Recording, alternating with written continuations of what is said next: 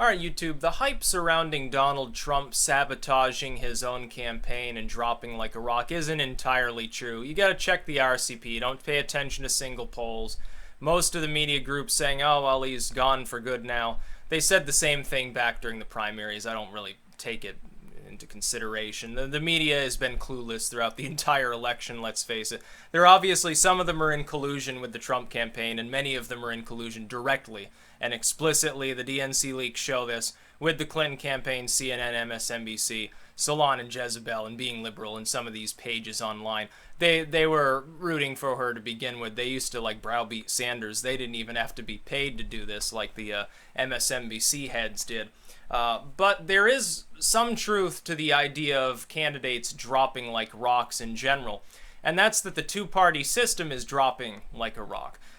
The one-party system masquerading as a two-party system in this country, whereby you have corporation and bank-backed Republicans versus corporation and bank-backed Democrats that are all pro-war, that are all pro-interventionist trade deals, that are all pro-high taxes. They just disagree on where to set that high tax rate, that don't want to simplify the tax code for small businesses because they're in cahoots with corporations, that carpetbag unqualified individuals in as the head of various bureaus, that support domestic mass surveillance, that support the police state.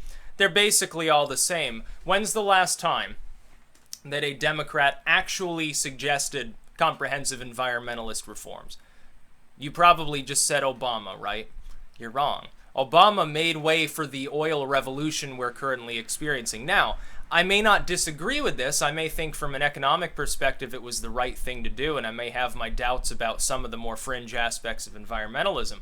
But if the Democratic Party that claims to be the Liberal Party was being honest, they would say, well, we need to do some soul searching because this wouldn't have happened under like Jimmy Carter or somebody like that. It looks like Obama's kind of like Bill, that is to say, they're not actually liberals, they're just corporate centrists. The Republican Party that claims to be in favor of, well, we don't really want gun control for one thing, we want lower taxes. Have they ever made an attempt, a serious attempt in the last decade to simplify the tax code, to eliminate the high corporate tax rate and the loopholes so that everyone's competing evenly at a much lower rate, so that entrepreneurs, the self-employed, local and regional chains, and brick-and-mortar single-family businesses can get ahead instead of having to be forced out by Walmart? No, of course not. So where's the conservatism? And where have they suggested repealing bad gun laws? Where have they suggested doing away with the gun restrictions we've got? No, they simply plant their feet and they won't add more of them. They're not producing anything particularly revolutionary there. And so because there is fervor among especially younger individuals who are not strongly aligned with either party and in fact in many cases disdain both parties, I am one of them, third-party membership has begun to rise at a catastrophic level. We haven't seen this before. When people make the Ross Perot comparison, first and foremost, Ross Perot was an independent. He didn't represent a political party. He represented Ross Perot. He managed to get 19%. He did, or I think it was 15%. He peaked at 19% prior, then sloughed off down to the low single digits. Then he jetted back up towards the very tail end of the election, like October, to about 15 points. Now, people within especially the Republican Party, but I've seen it increasingly among Democrats because their internal polling, I'm telling you what, internal polling among the left displays that Johnson and Stein are stealing far more support from Clinton than they are from Trump.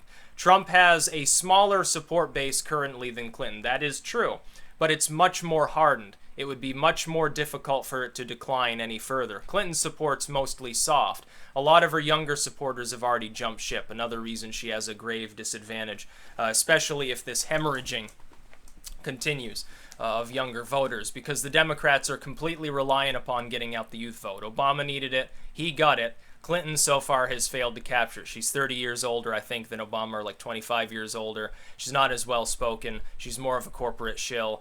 She's being racked by various leaks. By the way, WikiLeaks says they're doing some digging into the Trump campaign as well.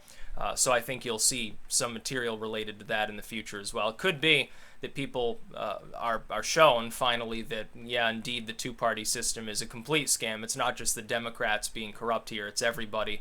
This is all just, the gig is up, basically. for the two-party system. What I think you're going to see is increased rise in third-party support, especially when you consider this. In a bipolar political environment, where neither party's really that well liked, they're basically the same, and a seasoned argument can be made for the fact that they're essentially identical, except on a handful of largely meaningless wedge issues. What have they resorted to doing now? Hillary Clinton and Donald Trump have a significant amount of difficulty differentiating their platforms. Hillary has pretended to be, for instance, against the TPP like Trump is, because she knows it's politically expedient to be against the TPP. She's actually for it, but her official platform is I'm against it in its current form. She hasn't really gone off on the Bernie side of legalized marijuana. She's not going off on the socialism stuff. She has partially tempered her message on guns as well, because, of course, her message was not as well received as Bernie Sanders when he made the reasonable argument, well, I come from a state where everyone's got guns and there seem to be no problems. I'm not really on board with this stuff. So she sort of got dragged to the fringe of the party on that one, which is a breath of fresh air, really, to see her actually finally be held accountable by a candidate who almost supplanted her without a massive DNC collusion. It's very funny. I think that what you're going to see is increased third-party veracity. I don't think that it's going to decline. I don't think this election ends and all of a sudden everything collapses back into the two-party system. Because I think too many people now have declared allegiance to these third parties, have learned what they're about, have begun to agree with their tenets, realized how corrupt the Democrats and Republicans really have been, how shitty they've been for the country for so many decades. They realize that, and they now see it as a possible way to escape the madness. And it is. I'm a libertarian. Now, I'm more of a classical liberal kind of libertarian than a pragmatist like Gary Johnson or a purist like modern libertarian, someone like McAfee. I'm not an ANCAP, for certain. I'm not against the concept of a government. I see it as a necessary evil, but I do see it as necessary in some form, a significantly smaller form and role than it currently plays, trust me. I don't believe in domestic surveillance in any way. No domestic mass surveillance. It's not necessary. It doesn't keep us safe. I don't believe in gun control. I don't believe in keeping it the same. I think we should repeal some gun control. I don't believe in the drug war. I don't care if people have abortions or gay marriages. We do need to protect the environment, but there are better ways to do it than layer after layer of bureaucratic regulation, especially with the EPA that harms the environment arguably more than it helps it. The BLM, same story. Oh, you can't build anything here because of this endangered species. We're going to sell it to the Chinese and they'll build something there instead. It's just a scam. These bureaus are all scam operations. They're essentially, the government has created an organization to perform what should be a private function that should be beholden to public opinion, that instead is exempted from it, protected by federal firepower, essentially. It's retarded. And increasingly people are understanding this. They're essentially echoing the ethos of Ronald Reagan in one of his more honest moments. That is, government's not the solution to the problem. Government is the problem. And you have the other side of the ideology, which is we need even more government than is being proposed by these two sort of, interventionist moderate parties, the Democrats and Republicans. Yeah, they're corporate, they're pro-government, but at the same time, we need even more statism, and that represents the relatively small Green Party movement. Now, I deeply oppose the Green Party. I think that their concepts economically would be worse for this country, arguably, than the Republicans and Democrats. That being said, it is a third party. It has massively grown. They went from, again, getting like 0.5% of the vote in most states the last time around, to now averaging between 2 and 3 points. This is a significant increase. It takes them up to where the Libertarians were at their strongest in 2008 previously. Johnson, meanwhile, has taken that 3 or 4% that the Libertarian Party had in 2012, and like 1 to 2%, in 2008, and 1 to 2% in 2012, turned it into a double-digit total, especially in some of the flyover states, which are the right places to target. By the way, if the Libertarian Party wants to get truly serious, it needs to start at state-level support. It can't simply focus on the elections. Get someone up there to make a few media interviews, and that's all it does. It needs to field more candidates. For instance, there's no libertarian standing for governor in my state. Why not? Vermont's one of the least populated states, one of the smallest states geographically. It is one of the easiest states for a third party to make inroads into. New Hampshire, probably even more so. Higher population, similar land area, but at the same time, a burgeoning libertarian movement already numbering in the many tens of thousands. It just makes sense to focus on extremely rural areas, even if it requires a settling program. Hey, libertarians, move here. We'll control this state. We can peel back layers of bad government here. When people see how well things are going, we can then make a better argument going forward for it being on a national scale. They're trying to do that in New Hampshire right now. They're trying to get libertarians to move in there. I strongly support this.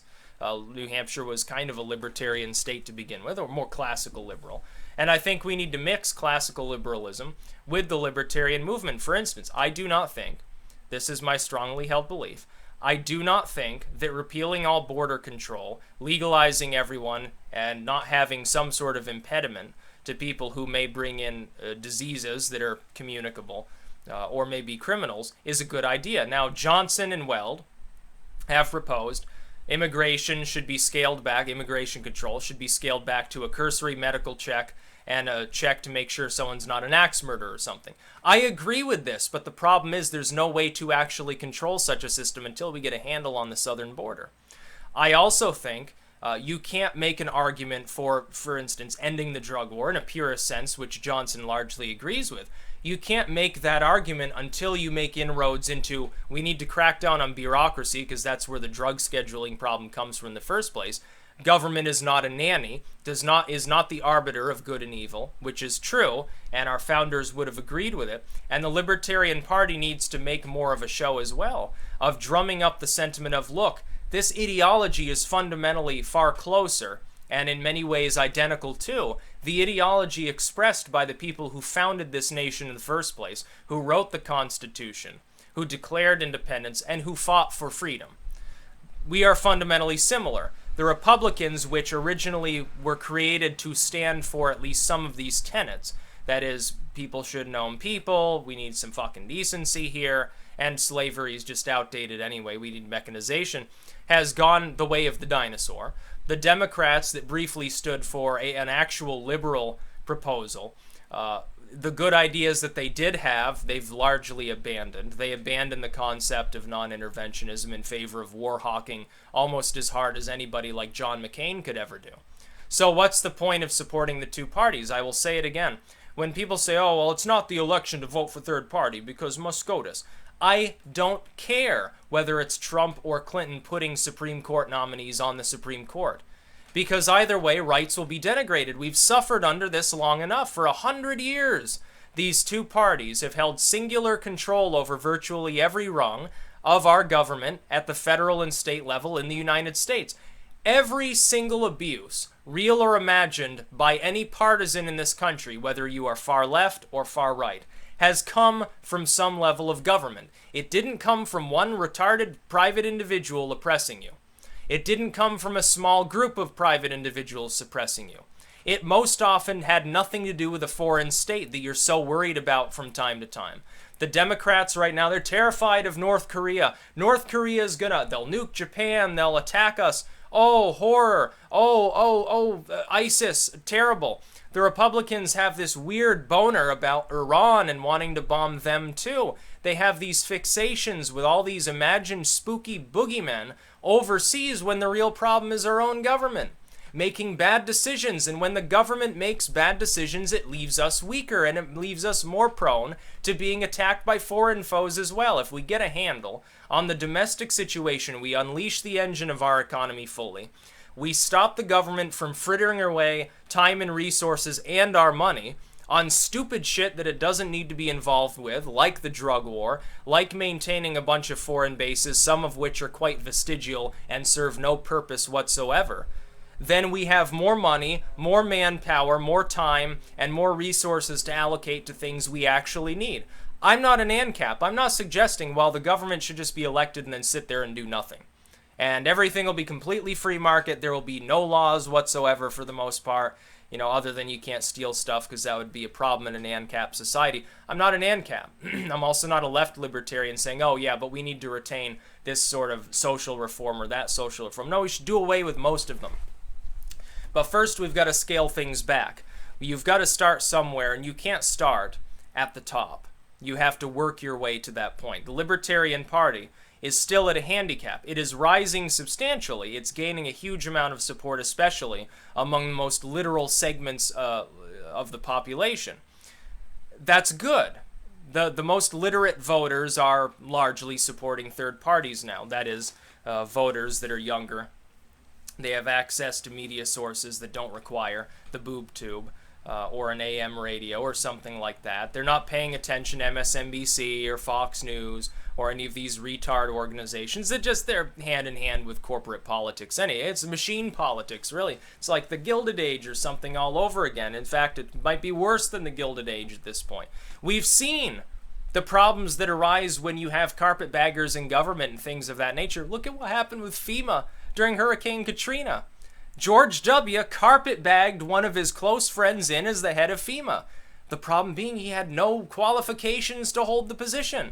And so Katrina came, and it screwed up New Orleans completely. The response was completely bungled on every possible level. And people realized this. Bush's approval rate crashed down below 30% at that point because people realized how stupid he was. And they should realize the same thing with regards to the Democratic Party when Hillary lies and says, oh, YouTube video caused the Benghazi attack. No, it didn't. It was your own problem. It was your fault. You and some people in Congress, some Republicans and some Democrats, repeatedly ignored the issue, meddled around in Libya, got rid of Gaddafi, and things got 1,000 times worse. It was your fault. It wasn't the American people that did that. It was the government of the United States that did that. So why, if we can't trust the government with authority, generally speaking, because most of the decisions it makes are bad, most of the laws it passes are bad, most of the excuses that it gives are so false you can see right through them. If we can't really trust government, and I don't know why anybody ever would, then why should we give it more power? Or why should we allow it to retain the level of power it has now? No, I want to scale it back. If I had the capability to do so, if I was president of the United States, I would hammer away at it. I'd limit my own power too. First, I would hammer away at Congress and the judicial branch. Then I'd hammer away at the executive branch. Then I'd try to get public support on board with expanding the Constitution to protect more things and do it more explicitly. It would be a very difficult task.